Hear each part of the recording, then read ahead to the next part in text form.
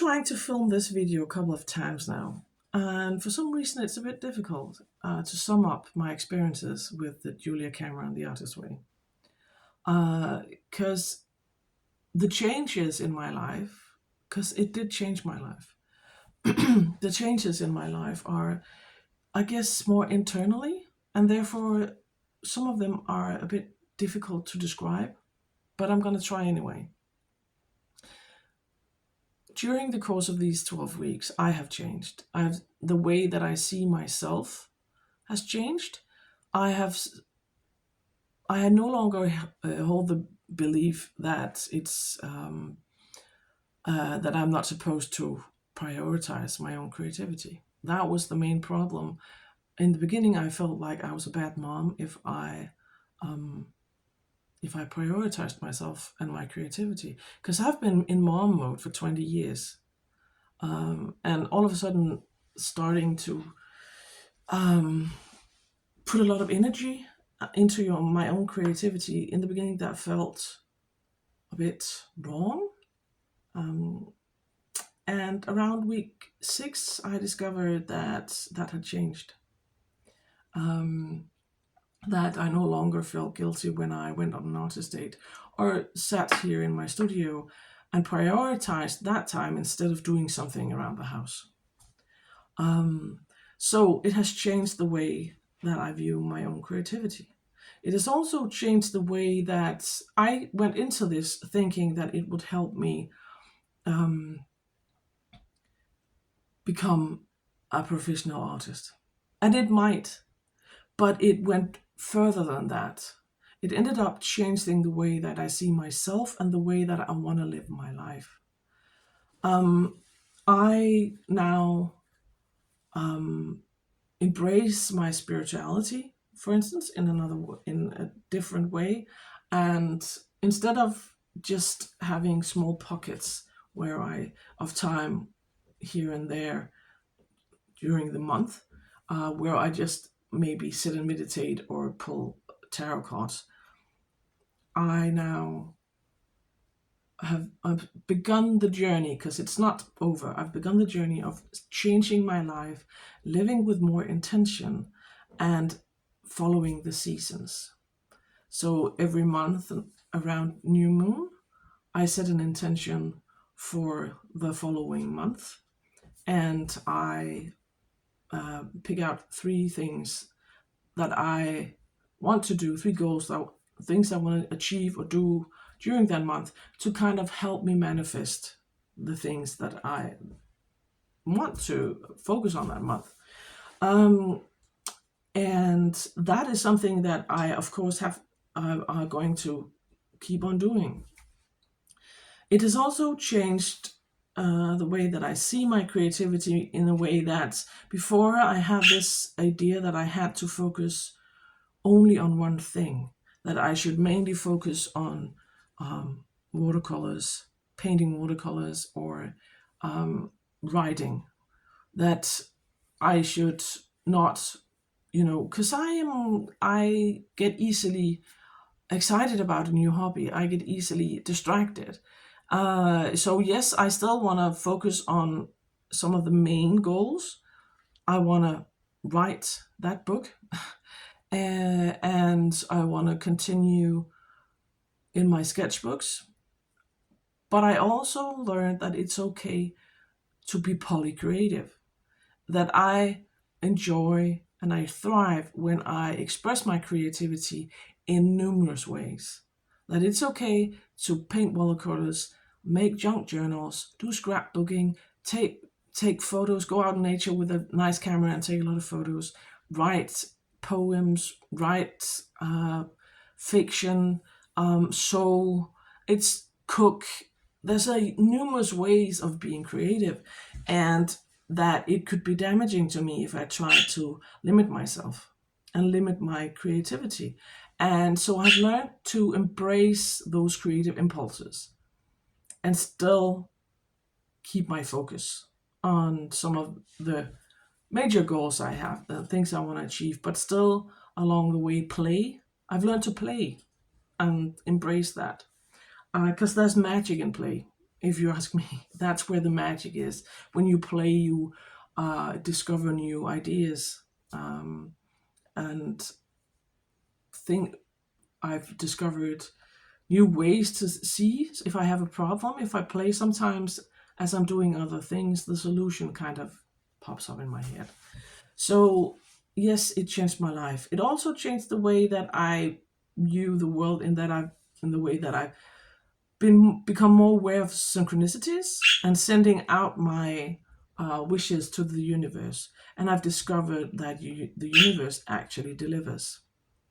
I wanted a group of people that I could meet up with and be more, could help me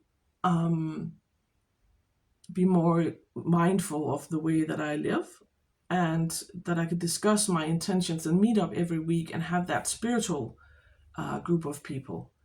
And the universe delivered. Um, and in week 11, actually, I all of a sudden had one of my other wishes fulfilled. I have had for the years I wished I could meet up with someone in my local area and create. And I've met up a couple of times with an Urban Sketches group. But in week 11, one of them contacted me and asked if I wanted to join in on a meeting, because they were trying to change things and make the group grow. And before starting this journey with the Artist Way, I probably would have said no, because I would convince myself I didn't have the time. But I decided to go. And I'm so happy I did, because I met up with these four amazing women. And things just, it went really fast. We met up because we wanted to discuss where we wanted to draw for the next month up until around New Year. We wanted to plan ahead, and one of the things we wanted to do was we wanted to draw at an event here in town. There's an art festival in November, and we decided it would be the politest thing to contact the manager of one of the events and ask if it was okay that we would just meet up and sit and draw around the place. And before we knew it, we had arranged with him that we are going to have a lead and a workshop there for everyone can meet up, and for 4 hours we're going to teach others about urban sketching. That was not something I had even considered meeting up, but suddenly everything went really fast. So the universe delivers, and I am really looking forward to that event. I haven't taught in years. I am a teacher, and I'm an arts and crafts teacher, but I haven't worked as such in years. And so I really look forward to actually getting out, meeting people, and teaching others about urban sketching, because I really, really do enjoy that. And I have thought about this book for the past couple of weeks, because this is just the beginning.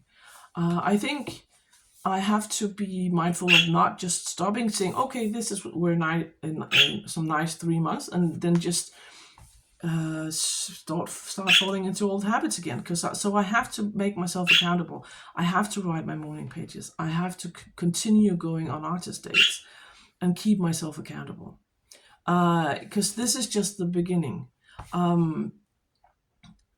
I think your life will change in some ways in 3 months, but it takes longer than that to change some of the core beliefs that you have. And so I'm going to continue on in my own time. I'm probably not going to film a lot of it, but I am going to continue working with some of the tools that I've learned, the morning pages and artist dates. And I'm also going to continue with some of the stuff that I started myself. I'm going to continue on with my monthly intentions and setting goals every month at new moon. And I'm going to follow the seasons, because that was one of the things I discovered, how much energy I get from being outside and living in harmony with the changing seasons and welcoming the changes instead of, because when I was younger, I was kind of taught in a way that the dark half of the year was a bad thing. That is something people talk a lot about in Scandinavia. Is, oh no, there's so little daylight, and everything is it gets dark around 4 o'clock in the afternoon, and people long for the sun, and yeah, I do that too. But there's something magical in embracing the darkness, embracing that quiet part of the year, and focus more on the internal stuff. And that's the time where you have more time to be creative, actually, because there are not a lot of things you have. I don't have to tend the garden. There's not a lot of activities going outside. So that is some of the main things. It has changed the way I view my own creativity, and it has changed the way I see myself. So, would I recommend this book? Yes, I would, but I would say there are parts in this book I find difficult. So if you go into this, I would recommend you to keep in mind that sometimes Julia Cameron writes stuff that's nonsense. When she starts writing about that people might fear getting the plague or AIDS if they pursue an artist career, or that they will all of a sudden find out they're homosexual, or the other way around, that if you're homosexual, you're going to find out, oh no, I am heterosexual. Really weird shit. So some of the stuff she writes I find weird, and some of it downright offensive.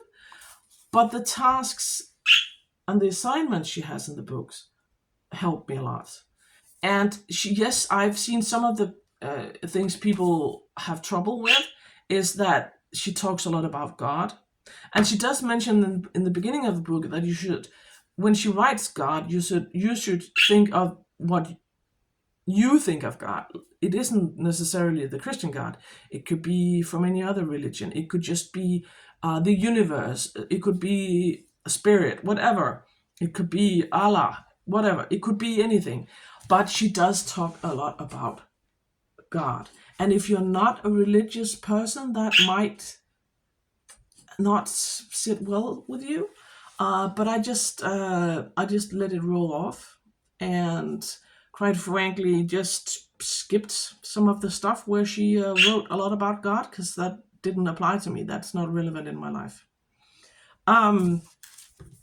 So take it with a grain of salt. But I do recommend this because she does. It makes you think, and it makes you think about some of your own negative beliefs that you probably you weren't aware of. So yes, I would recommend this book. And so going forward on this channel, I'm just going to embrace my polycreativity, and I'm just going to show you both my sketching, my urban sketching, my watercolors and my sketchbooks, and my junk journals, and maybe just a studio vlog here and there. So I hope you've enjoyed this journey, and thank you for all the nice comments that I've received. It really means a lot. And I will definitely recommend you doing this. Just use your common sense. Sometimes just that's one of the things I would say. When you write something that doesn't sit well with you, just skip it. And if she writes something that feels a bit outdated, see if you can tweak it. If she wants you to do a collage and you personally find that a bit outdated and tedious, well, maybe you can do a collage on your iPad using an app, whatever, something like that. You just be creative with it.